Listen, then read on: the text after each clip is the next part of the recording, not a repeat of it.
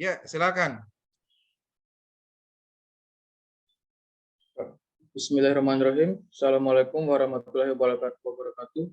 Perkenalkan, nama saya Hardiansyah dengan stambuk P3B121016. Pada kesempatan hari ini saya akan mempresentasikan mengenai arsitektur modern etnik. Kemudian slide pertama yaitu definisi fasad. Di sini ada penjelasan fasad. Fasad merupakan istilah arsitektur yang mengacu pada satu sisi, biasanya pada bagian depan dari sebuah bangunan. Bagian ini tidak berdiri sendiri dan menyatu dengan desain keseluruhan bangunan. Kehadiran fasad memberikan kesempatan bagi pemilik hunian untuk menonjolkan karakter bangunan. Adapun sejarah desain arsitektur modern etnik, kata etnik atau etnik berasal dari bahasa Yunani atau etnos yang merujuk pada pengertian bahasa atau orang. Seringkali etos diartikan sebagai setiap kelompok sosial yang ditentukan oleh ras, adat, istiadat, bahasa, nilai, dan norma budaya, dan lain-lain, yang ada gilirannya mengidentifikasikan adanya kenyataan kelompok yang minoritas dan mayoritas dalam suatu masyarakat. Adapun konsep rumah modern etnik yaitu gaya rumah yang berkembang dari konsep minimalis dengan tambahan etnik. Karena itu, gaya modern etnik berarti gaya rumah dengan desain modern, tapi tetap mengandung unsur tradisional. Unsur tradisional yang dimaksud hanya sebatas desainnya. Adapun komponen fasad, menurut Ching 1979, komponen fasad terdiri dari pintu masuk, zona lantai dasar, jendela, pagar pembatas, atap bangunan, segnek, serta ornamen. Sedangkan komposisi fasad bangunan meliputi geometri, simetri, ritme, kontras, skala, dan properti. Adapun fasad yang saya pilih yaitu pintu, kemudian jendela, ada dinding, kanopi, pencahayaan, setapak, atap, taman, dan pagar. Adapun ciri-ciri arsitektur modern etnik yaitu jenis dan ciri arsitektur modern etnik sangat bergantung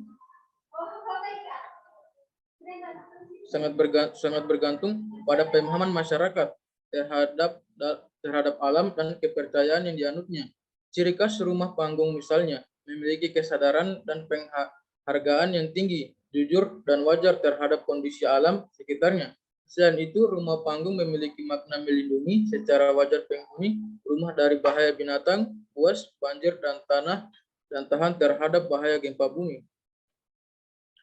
Adapun keuntungan menerapkan gaya arsitektur modern etnik pada rumah yaitu yang pertama, dapat menimbulkan perasaan bangga dan bahagia dengan identitas sebagai bagian komunitas tertentu. Kemudian, cenderung memanfaatkan sumber daya alam lokal. Kemudian, merupakan perwujudan hubungan harmonis antara kelompok masyarakat dan lingkungan sekitarnya. Kemudian, dapat menyesuaikan dengan iklim sekitar, dapat berbagi ilmu pengetahuan kepada orang sekitar. Adapun kekurangan menerapkan gaya arsitektur modern etnik pada rumah. Yang pertama, kurang ada privasi untuk masing-masing keluarga, kemudian ketergantungan pada sumber daya alam sekitar, kemudian dikhawatirkan kurang mampu merespon keadaan alam yang berubah, kemudian harga material yang mahal dan pengerjaan yang lama. Adapun lokasi yang saya pilih yaitu di BTN Setamas 2. Dan ini merupakan dana dari rumah yang saya survei. Adapun bentuk fisik bangunan yang pertama ada tampak depan, kemudian ada tampak samping kiri bangunan, kemudian tampak belakang bangunan, kemudian ada samping kanan bangunan. Adapun data fisik dari bangunan,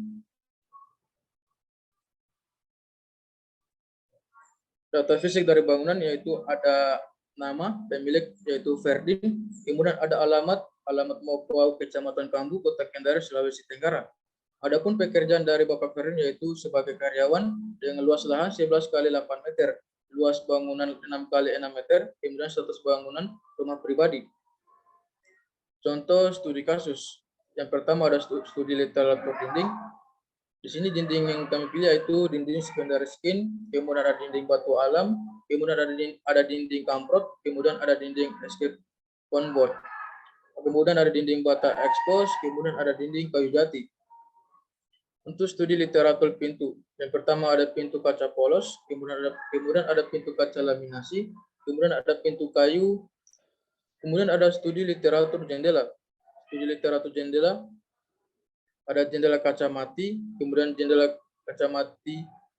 Adapun studi literatur kanopi, ada atap akrilik, kemudian ada atap spandek, kemudian ada atap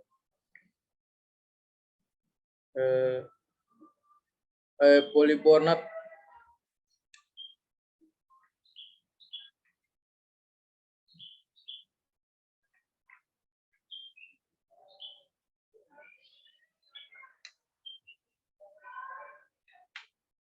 Adapun studi literatur pencahayaan, yang pertama ada lampu dinding, kemudian ada studi literatur setapak, ada grass block, kemudian ada keramik minimalis. Adapun studi literatur atap, yaitu atap genteng bitumen, kemudian ada atap genteng beton, kemudian ada studi literatur pagar. Yang pertama ada pagar besi, kemudian pagar batu alam, kemudian ada pagar SP board, kemudian ada pagar SP board dan secondary skin. Untuk studi literatur pagar lantai 2 atau balkon, ada pagar besi, kemudian pagar besi lagi, dan ada pagar kaca polos, pagar kawat. Untuk studi literatur tanaman, yaitu ada tanaman di secondary skin, kemudian ada taman, kemudian ada pohon pinus. Ini merupakan fase pertama saya. Kemudian ini ada pemilihan fase kedua, dan ini adalah alternatif ketiga. Adapun untuk pembobotannya, yang pertama ada material kekinian dengan 30%, kemudian untuk fungsional 20%, kemudian untuk estetis 15%, dan untuk cuaca 35%, dengan total 100%. Kemudian ada sistem fasad terpilih. Dari sekian banyak fasad yang alternatif yang saya punya, saya akan memilih fasad pertama berdasarkan pertimbangan dari bobot pertama tadi. Kemudian di sini ada nama material. Yang pertama ada atap bitumen dengan ukuran 100 cm kali 10 cm kali dengan tebal 3 mm dengan jumlah 32 lembar dengan harganya 365.000. Ciri-ciri yaitu kuat, tahan banting, kedap suara. Bahan penyusun ada fiberglass, aspal, butiran mineral, strip silen. Kemudian alat kerja ada meteran, pensil, palu atau nail gun, kemudian gergaji dan cutter. Adapun cara pemasangannya, yang pertama pasanglah ring sebagai rangka atap terdahulu. Berikan jarak maksimal 40,5 cm antara ring yang satu dengan ring lainnya atau antara as. Pastikan ring tersebut sudah terpasang dengan baik dan mempunyai struktur yang kokoh. Kemudian yang kedua, di atas ring selanjutnya dipasang material pendukung atau landasan berupa triplex atau papan fiber semen. Pasanglah material ini secara tumpang tindih display dari bawah ke atas dengan jarak overlap sekitar 10 cm. Ikatlah material tersebut pada ring memakai paku atau skrup. Kemudian yang ketiga, pasanglah material pelindung flashing pada tepi bawah, triplex serta sisi yang bertemu langsung dengan sopi-sopi. Tujuannya agar triplex lebih terlindung dari pengaruh air sehingga membuat awet tahan lama dan tidak cepat rusak. Kemudian yang keempat, ada bagian atas bahan pelindung tadi lantas dipasangi bahan pelapis anti bocor yang dilaksanakan secara overlap dimulai dari jurai bagian dalam, pemilihan jenis material serta tata cara dalam pemasangannya dapat disesuaikan dengan derajat kemiringan atap. Kemudian setelah yang kelima yaitu setelah persiapan sudah selesai, barulah atap bitumen dipasang.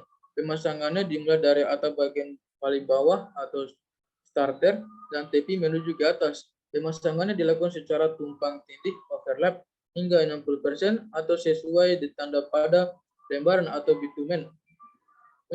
Kemudian yang keenam, untuk jurai bagian dalam juga dapat dipasang mengikuti susunan atap dengan model anyaman agar ikatannya semakin kuat. Bagian terakhir yang dipasang yaitu hubungan dan jurai luar. Perlu kombinasi paku dan lem untuk membuat ikatan atap yang semakin kuat. Kemudian ada kedua, nama material dinding batu alam dengan ukuran 40 cm kali 40 cm dengan 50 buah dengan harga per buahnya itu 95.000. Ciri-ciri tahan lama, tahan serangga, ramah, lingkungan, kemudian hemat energi, perawatan renah, banyak pilihan. Kemudian bahan penyusul, pasir, semen, air, kapur, mil, dan flash ash. Kemudian untuk alat kerja, meteran pensil, palu atau nail gun, kemudian gergaji, dan cutter. Adapun cara pemasangan, yang pertama siapkan Baca alat. saja poin-poinnya Herdiansa. Misalnya Oh, iya, siapkan alat dan bahan dinding batu alam. Yang kedua, iya. pastikan batu alam berbentuk siku-siku. 3, siapkan poin-poinnya saja. Ya, Pak. Adapun cara pemasangannya yaitu yang pertama siapkan alat dan bahan dinding batu alam, kemudian pastikan batu alam berbentuk siku-siku, kemudian siapkan dinding yang akan ditempel batu alam, kemudian pasang paku beton untuk patokan. Kemudian rendam batu alam ke dalam air, kemudian gunakan adukan semen, kemudian pasang batu alam mulai dari bawah, kemudian pasang dinding batu alam dengan pola timbul tenggelam. Kemudian bersihkan sisa semen pada dinding batu alam, kemudian lapisi dinding batu alam dengan cairan coating.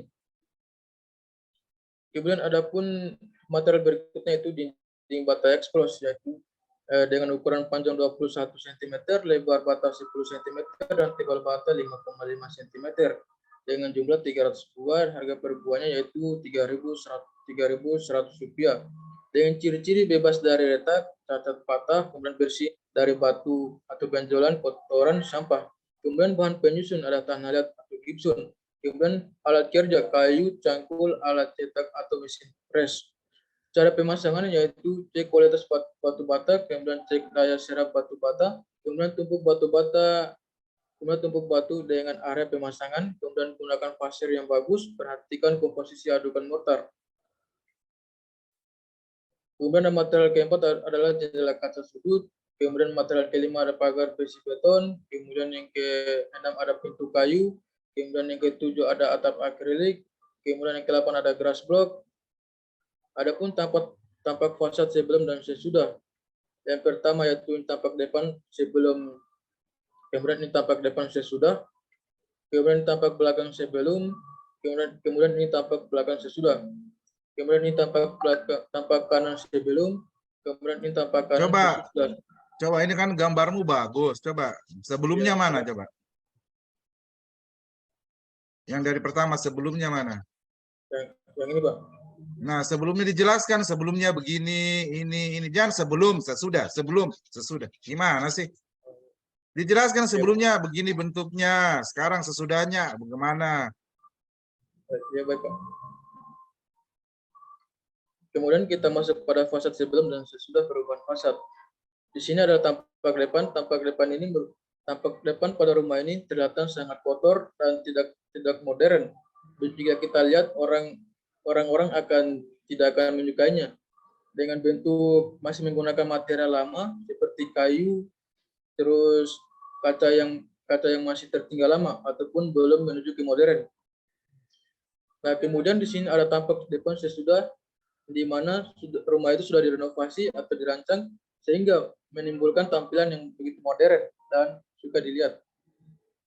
Kemudian tampak belakang pada tampak belakang ini rumah kelihatan polos dan tidak mengandung bahan material yang kekinian, masih menggunakan bahan-bahan lama, ataupun terlihat di sini bahwa rumah masih menggunakan ventilasi bolong, kemudian masih menggunakan cat yang begitu tidak kekinian. Kemudian ada tampak belakang yang sesudah. Pada tampak belakang ini kita bisa lihat sendiri bahwa sudah begitu modern. Jika kita lihat sudah begitu berubah dengan tampak belakang sebelumnya. Kemudian ada pun tampak sebelah kanan, yaitu pada tampak sebelah kanan ini juga masih menggunakan material yang bisa dibilang material lama atau belum kekinian. Contohnya yaitu pada rumah ini masih polos, masih menggunakan cat biasa dengan belum ada paduan material ataupun warna. Kemudian pada tampak yang sesudah, di sini kita bisa melihat bahwa sudah ada balkon di atas sehingga bisa menarik perhatian orang dengan kaca yang dipadukan dengan tiang kayu atau kayu jati sehingga bisa menimbulkan suasana yang modern. Adapun tampak kiri sebelum, tampak kiri juga masih sama juga, masih menggunakan material yang bisa dibilang polos ataupun belum kekinian, masih lama atau bisa dibilang bosan untuk orang melihatnya. Kemudian pada tampak yang sesudah dirancang, pada tampak ini kita bisa melihat bahwa sini bisa ada timbulan batu alam yang bisa dibilang sebuah material kekinian. Kemudian bahan atap bitumen, sejarah aspal hingga penerapannya. Kemudian sejarah aspal. Sejarah penggunaan aspal telah dimulai sejak ribuan tahun sebelum Masehi oleh bangsa Sumeria dan Mesopotamia. Mereka menggunakan aspal, sering disebut bitumen, sebagai lapisan pengendap untuk bak mandi maupun kolam-kolam air di istana dan kuil. Tentu saja aspal yang digunakan adalah aspal yang didapat secara alami. Aspal terdapat di alam dalam bentuk like ice atau seperti dodol, dan rock alpik biasanya keras campuran dari aspal tanah, kapur, dan lempung. Aspal tercatat pertama kali digunakan sebagai bahan konstruksi jalan. Terjadi di Babilonia sekitar tahun 625 sebelum Masehi. Pada masa kekuasaan Raja Nabopolassar, seperti yang tercatat dalam prasasti peninggalannya.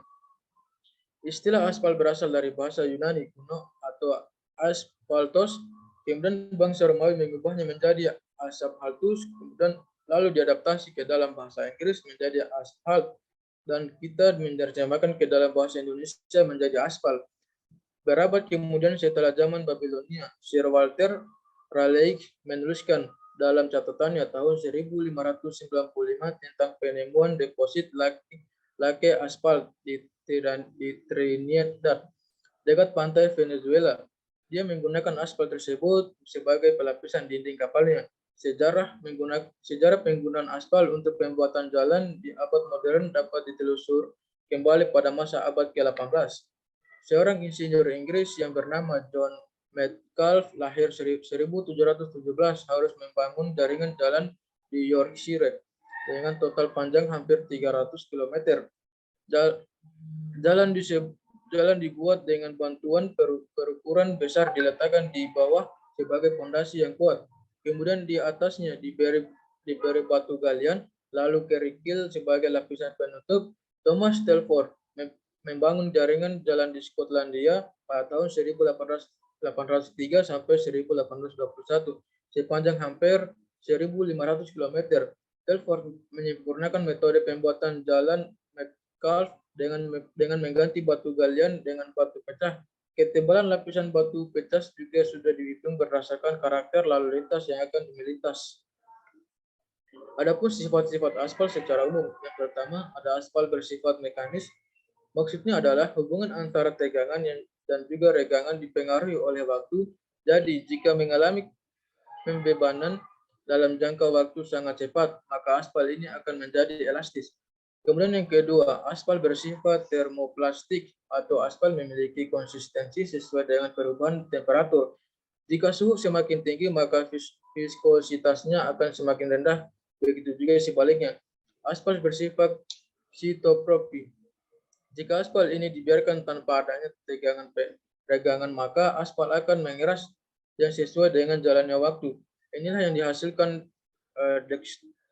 tekstur aspal keras untuk konstruksi jalan. Adapun beberapa aspal yaitu ada aspal minyak. Aspal minyak adalah bahan tersisa yang dianggap sudah tidak lagi bisa diproses secara ekonomi dari proses destilasi minyak bumi dari pabrik kilang minyak.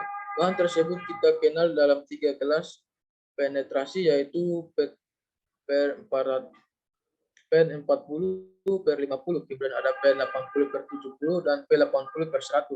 Semakin rendah angka penetrasi, maka akan semakin keras wujud aspal. Semakin susah cara penanganannya karena diperlukan suhu lebih tinggi agar aspal menjadi lunak atau cair. Kemudian ada aspal emulsi. Aspal emulsi adalah campuran aspal. Jangan dibaca semua, Herdiansa. Saya aspal emulsi, baca saja poin-poinnya. Kalau kamu baca semua nanti presentasimu tampak membosankan. Ya, Pak. Kemudian ada aspal emulsi.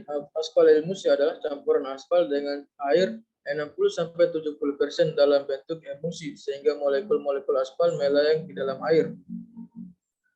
Hal ini dimungkinkan karena adanya bahan tambah bersifat katalis. Kemudian ada aspal busa atau foamet aspal. Adalah aspal panas yang dicampurkan dengan air secara mendadak sehingga aspal berbusa dan seketika menjadi semacam emulsi yang dapat dimanfaatkan pencarannya untuk membentuk lapisan tipis aspal yang menyelimuti agregat. Kemudian ada footbath aspal. Adalah aspal yang dicarikan dengan cara ditambah pelarut dari keluarga hidrokarbon, minyak, bensin, dan solar. Kemudian ada aspal modifikasi.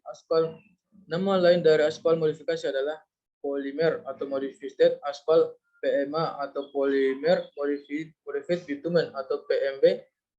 Ini adalah aspal minyak ditambah dengan bahan tambah adipat agar meningkat kinerjanya, yaitu aspal yang tahan beban dan tahan lama atau awet. Adapun fungsi aspal yaitu yang pertama berfungsi untuk mengikat batu-batuan agar tidak terlepas dari permukaan jalan baik disebabkan oleh beban lalu lintas maupun genangan air. Kemudian yang kedua ada aspal yang berfungsi sebagai bahan pelapis jalan dan bahan pengikat agregat. Kemudian yang ketiga ada aspal berfungsi sebagai bahan pengisi ruang kosong dan terdapat di antara susunan agregat kasar, halus, dan folder. Adapun kelebihan aspal yang pertama harganya lebih ekonomis, kemudian lebih mudah diperbaiki, kemudian warna lebih teduh, kemudian waktu pembuatan lebih cepat. Kemudian yang kelima menghasilkan tingkat kebisikan yang lebih rendah. Adapun kekurangan aspal yaitu kurang tahan lama, kemudian bergantung pada kondisi material, kemudian membutuhkan banyak perawatan. Adapun cara mengimplementasikan aspal pada material atap bitumen yaitu proses pembuatan atap genteng bitumen dan bahan penyusunnya. Yang pertama ada basalt atau aspal, suatu bahan yang sangat keras yang membentuk jumlah debu yang sangat rendah selama pemproses. Kemudian ada kaolin, digunakan untuk membentuk warna dasar mineral. Kemudian ada natrium silicate, digunakan untuk merekatkan perekat pigmen pada granul. Kemudian yang keempat ada pigmen digunakan untuk warna akhir. Kemudian ada oil atau minyak. Sebelum mengeluarkan granul dari oven, kemudian menambah minyak untuk yang pertama meningkatkan kedepan, kemudian membentuk warna-warna, kemudian meningkatkan perekatan granule dalam bitumen, kemudian menghindari pengumpulan debu. Spesifikasi lapisan genteng aspal bitumen yang pertama yaitu oxidate bitumen, kemudian oxidized bitumen, kemudian ada penyaring atau granule, kemudian ada fiberglass, kemudian ada pasir silikon, kemudian ada lem aspal. Cara pemasangan atap bitumen. Yang pertama, alat yang digunakan yaitu meteran, pensil, palu atau nail gun, kemudian gergaji dan cutter. Adapun langkah-langkah kerja yang pertama, pasanglah ring sebagai rangka atap terlebih dahulu, berikan jarak maksimal 40 sampai 50. Poin-poinnya saja baca, Herdiansa. Kamu tidak dengar Bapak kah? Langkah-langkah kerja, pasanglah ring sebagai rangka atap. 2, di atas ring selanjutnya dipasang material pendukung. 3, kamu tidak dengar Bapak, gimana sih? Iya Pak, sudah. Adapun langkah-langkah kerja yang pertama, pasanglah ring sebagai rangka atap terlebih dahulu. Kemudian yang kedua, di atas ring selanjutnya dipasang material pendukung atau pelandas. Kemudian pasanglah material pelindung atau flashing pada tepi bawah triplex. Kemudian yang keempat, di bagian atas bahan pelindung tadi lantas dipasangi bahan pelapis anti bocor. Kemudian yang kelima, setelah persiapan sudah selesai, barulah atap bitumen dipasang. Kemudian yang keenam, untuk jurai bagian dalam juga dapat dipasang mengikuti susunan atap. Kemudian adapun kesan selama mengikuti kuliah rekayasa bahan material, alhamdulillah selama saya mengikuti mata kuliah rekayasa bahan material, saya mendapatkan banyak pengetahuan baru, terutama bahan-bahan material kekinian atau yang biasa disebut sebagai bahan material modern, serta sejarah hingga pada tahap penerapannya. Dan tak lupa pula juga saya mengucapkan terima kasih saya yang sebesar-besarnya kepada dosen pengampu mata kuliah rekayasa bahan material yaitu Bapak Muhammad Zakaria Umar STMT yang telah berkenan meluangkan waktunya untuk kami dalam mengajar mata kuliah rekayasa bahan material, dan semoga apa yang telah diajarkan kepada kami dapat bermanfaat bagi kami di kemudian hari. Amin ya rabbal alamin. Mungkin itu saja yang saya dapat presentasikan pada kesempatan hari ini. Lebih dan kurang mohon dimaafkan. Assalamualaikum warahmatullahi wabarakatuh. Videonya mana? Adapun video yang saya dari hasil saya yaitu saya akan putarkan.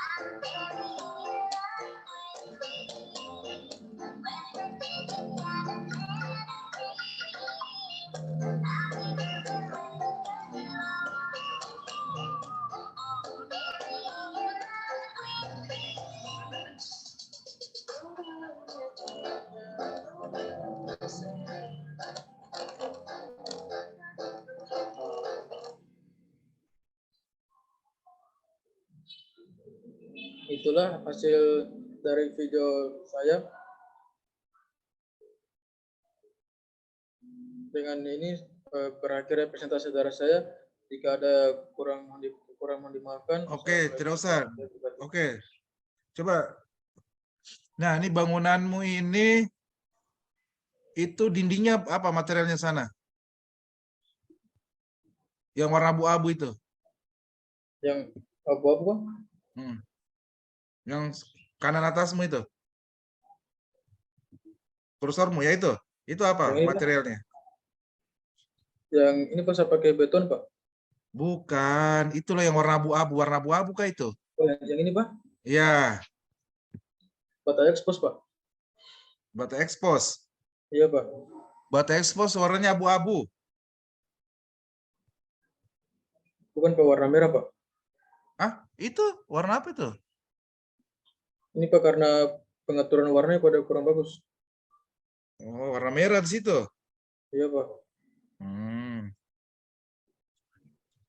Terus itu apa? Yang di atasnya kaca itu, warna orange-orange. Yang ini, Pak. Ya, Ini anu, Pak, dinding kayu, Pak. Kayu jati. apa mereknya? Iya, Pak. Apa mereknya? Kayu alami atau apa? Iya, Pak, kayu alami, kayu jati, Pak. Oh, alami. kayu jati. Oke. Iya, Pak. Terus itu kacanya kaca apa jenisnya? Yang ini, Pak. Hmm. Kacanya saya lupa apa nama kacanya. Apa? Tempered atau apa? Akrilik, laminated, Iya, Pak. apa? Atap akrilik, Pak. Atap akrilik. Iya, Pak. Oke, terus itu railingnya, apa materialnya itu, rangkanya, mana railing? Railing balkonmu itu, Yang ini, Pak. mana railing balkon, mana balkonmu di situ? Railingnya, railing, Yang ini, Pak. pagar balkon, ya itu. Yang ini, Apa Pak, materialnya untuk itu? kayu jati sama kaca, Pak. Kaca apa? Apa nama kacanya?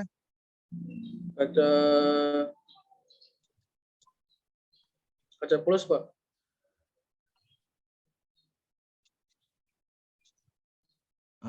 Kaca polos. Nama Iya, Pak. kacanya apa? Seharusnya ada kaca tempered. Iya, Pak. Hah? Kaca polos, Pak, kaca biasa. Seharusnya ada kaca temper, kaca akrilik. Iya, Pak. Tuh. Iya, Pak.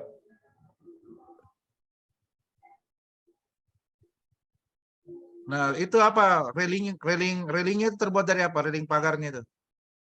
Yang ini, Pak. Hmm. Yang ini, Pak. Hmm. Yang ini Bukan sampaikan. yang kayak kayu itu, apa mereknya itu? Yang ini, Pak, kayu jati juga, Pak. Oh, kayu jati. Iya, Pak.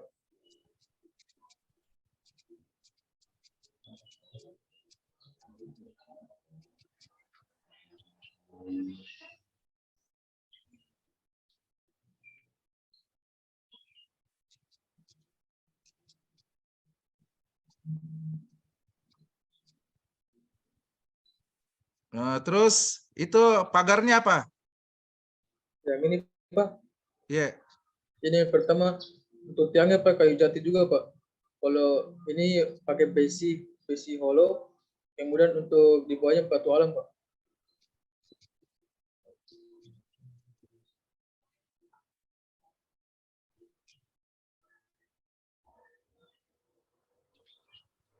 Oh, pakai batu alam ya. Iya, Terus Pak. pengerasan halamanmu? Yang ini, Pak, Hmm. saya pakai grass block, Pak. Grass block? Iya, Pak. Oke, bagus. Terus rangka pintu entrance mau pakai apa? Oh, apa tadi, Pak? Rangka pintu entrance tak? Ada rangka pintu utama situ, yaitu pakai apa? Yang ini, Pak, Kosennya? saya pakai kayu, Pak. Oh, pakai kayu. Iya, Pak, kayu jati juga, Pak. Oh, kayu jati juga. Terus itunya, atapmu, atap carport. Atap karpot saya pakai atap akrilik, Pak. Oke. Oke ya, Hardiansa, gambarmu ini bagus sekali ya, luar biasa.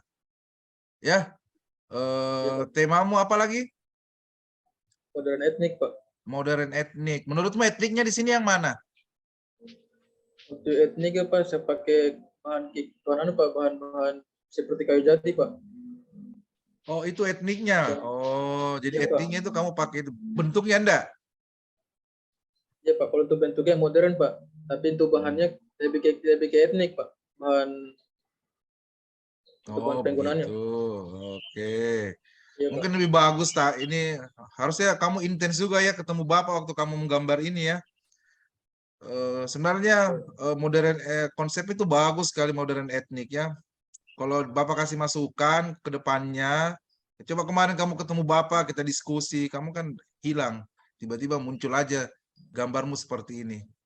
Ya, seharusnya kamu jangan takut Iya ketemu Pak. kita, ya kita diskusi sehingga gambarmu bisa lebih bagus, lebih sesuai harapannya kita semua ya. Kalau dari Bapak ini bisa kamu angkat sedikit, berbentuk panggung, ya. Iya, Pak. Iya, sebenarnya, tapi kan kamu ya takut-takut ketemu kita, ya. Bapak juga heran kenapa, ya. Iya Pak. Ya, tapi secara keseluruhan ini sudah bagus sekali. Bapak apresiasi tinggi. Lain kali ke depan yang dibutuhkan di dunia kerja itu Herdiansa bukan kamu menyendiri seperti sekarang, ya, tapi kemampuan kamu untuk berkolaborasi, bersinergi dengan timmu. Kalau di dunia pendidikan mungkin di kampus kamu berdiskusi sama dosenmu, ya. Kemampuan itu yang kamu tidak punya, ya. Iya Pak. Ya, kemampuan berkolaborasi, berdiskusi kamu itu kayaknya tidak punya. Ya, kamu introvert gitu. Ya, itu sebenarnya yang harus kamu benahi dalam dirimu ya. Diskusi itu sama dosen bukan hal yang menakutkan ya. Ya, justru bisa menambah pengetahuannya kita berdua, pengetahuan kamu sama pengetahuannya Bapak. Ya, itu yang perlu kamu tingkatkan ya dalam dirimu ya. Jangan lari-lari dari kita. Ya, ngapain juga kamu mau lari? Ya. Hardian saya. Iya Pak. Iya Pak. Tapi secara keseluruhan gambarmu sudah bagus sekali. Bapak anggap kamu sudah diskusi dengan Asrun, ya. Luar biasa gambarmu ini. Nah, penutup ada yang ingin kamu sampaikan sama Asrun? Baik, terima kasih untuk senior saya, Bang Alfi Kasrun. Terima kasih atas bimbingannya. Sampai dengan saat ini, Bang Alfi Kasrun masih tetap menyupport saya, masih tetap membantu saya dalam membantu tugas saya. Mungkin hanya ucapan terima kasih yang saya bisa dapat sampaikan kepada Bang Alfi Kasrun. Saya berterima kasih untuk sebanyak-banyaknya. Mungkin saja, Pak. Terima kasih.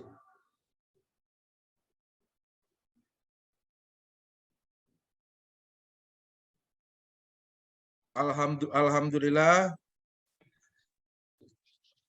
Herdin telah melaksanakan final mata kuliah RBM dengan bagus sekali. Ya, Terima ya. kasih, Pak. Insya Allah kami beri nilai dengan nilai yang bagus ya. Iya, Pak. Terima kasih banyak, Pak. Ya. Ya. Oke ya, terima kasih. Assalamualaikum warahmatullahi wabarakatuh. Wa- Waalaikumsalam warahmatullahi wabarakatuh.